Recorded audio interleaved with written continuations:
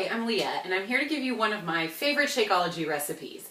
So Shakeology is interesting to me because vanilla is actually one of my least favorite Shakeology flavors by itself. But if you're going to mix ingredients into your Shakeology, using your Ninjas, what I use, or your blender, whatever you like to use to mix ingredients into your Shakeology, I think vanilla is the best flavor to use to mix ingredients into it because it doesn't have a lot of flavor of its own, so you can really mix the ingredients in there and get the flavor that you're looking for from the ingredients that you put in your shake. So what I'm going to do here today is a pumpkin pie spice Shakeology. So I love this recipe, especially we're getting into fall. It's really good. You know, Starbucks comes out with that pumpkin pie spice latte that they want you to drink that's like way too many calories and is definitely killing you. So don't drink that. Make a pumpkin pie Shakeology recipe instead. It'll be better for you, it'll be less calories, and it's delicious. So what you're going to do is you're going to take 1 pack of vanilla Shakeology, or 1 scoop if you have the bag. So I've already put all my ingredients in here in my shaker just so we didn't have to run it on the video and be really loud. So you're going to pour that in there. You're going to pour in about a 1/2 cup of water. You want a little water just to get the consistency good.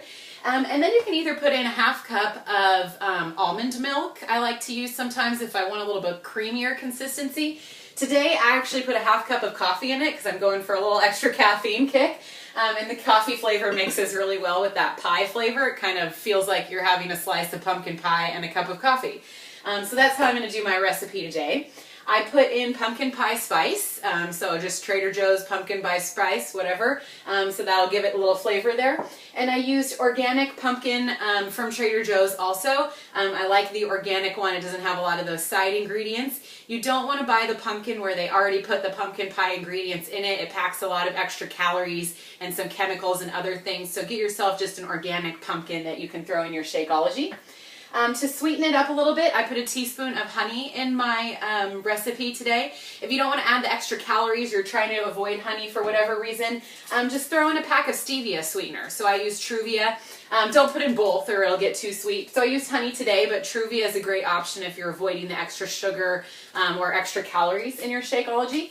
And then I put 12 ice cubes in mine because I like mine to be really, really icy when I blend it up in my Ninja.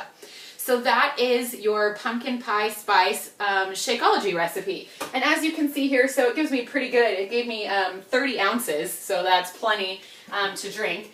And I like to use my Shakeology cup even if I'm not shaking something up in here, just because it seals really nice and I know I'm not going to spill because I am a messy person. So you can see the consistency. It's pretty fluid, but it's still kind of thick. And when I make this much Shakeology, I'm a little bit of a cheater, especially on this recipe. I will actually save a little bit. I'll throw it in the freezer and I'll have it for dessert later. I'll just like set it out on the counter 1/2 hour before I want my dessert.